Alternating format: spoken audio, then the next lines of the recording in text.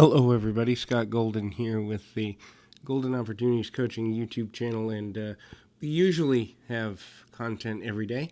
Been a few days since I've been here, had a few busy days, and had a day where I needed to catch up on some rest, but we're back, and today we're going to talk about things to know about highly sensitive people. We've got a couple other HSP videos here, but worth checking out, and these are things that a lot of people may encounter when dealing with an HSP, and they are also 7 things that you might have noticed and also happen to apply to an HSP in your life. And so we're going to run through those.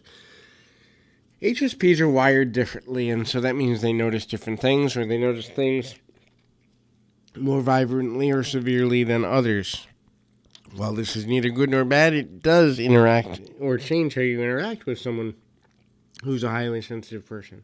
These individuals are more likely to have attention to detail that is more focused than most. This may mean that they think about reactions of others, words said, words not said, reading between the lines, using intuition, using sensory acuity, and other factors when making decisions.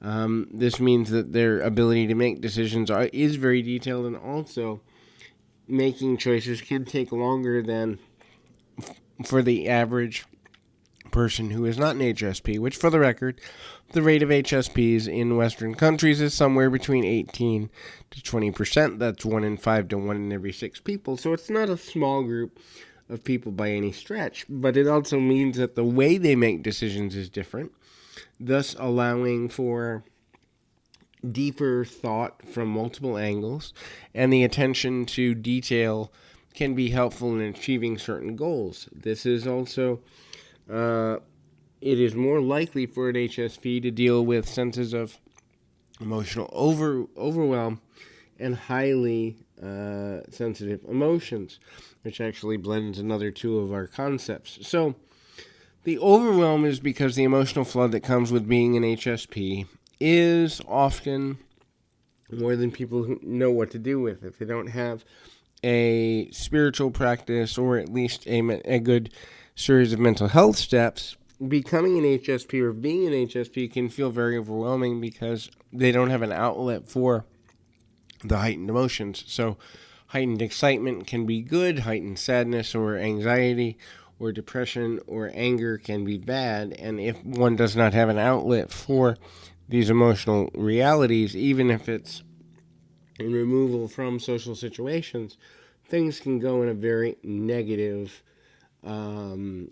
situation. An HSP is more likely to need time for self-reflection and time for self-awareness. This may mean literally going non-tech for the rest of the afternoon or the rest of a day. This may mean getting away from social situations for a few days to a week. This may also mean planning in the day time to relax, read, listen to music, or do other emotionally releasing activities, even if it isn't necessarily something that other people understand. The importance of routine for an HSP is also extremely high, because checking in on emotional state has to be like breathing or brushing one's hair or choosing a new outfit. It has to be routine, consistent, and on purpose.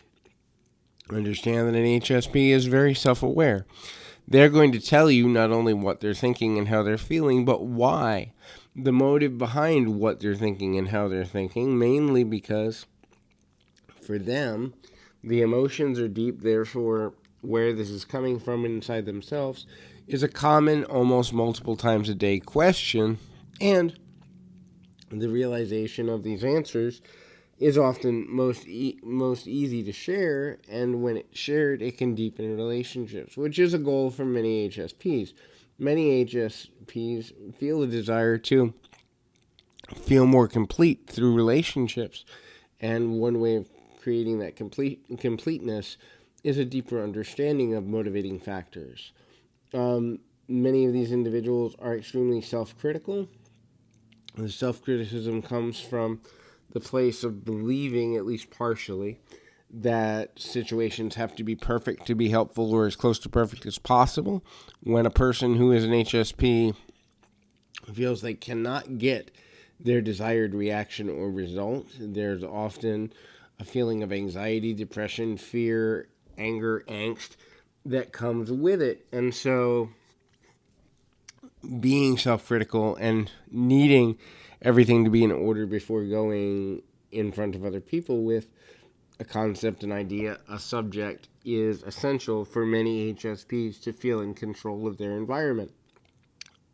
These individuals will also avoid many things, including but not limited to violent situations and situations where there's bound to be sudden loud noises, physical violence, physical confrontations, or conflict that can lead to any of the above. This is because the ability to feel the emotional impact of a situation is not something that the average person wants to deal with consistently, which ultimately leads to a lot of challenges and problems. It doesn't necessarily mean it can't be worked around, but at the end of the day, there does need to be a solution in the long run for the average person. So hopefully this has been helpful to you. I encourage you to keep your feet on the ground, your mind in the moment. Until next time, everybody.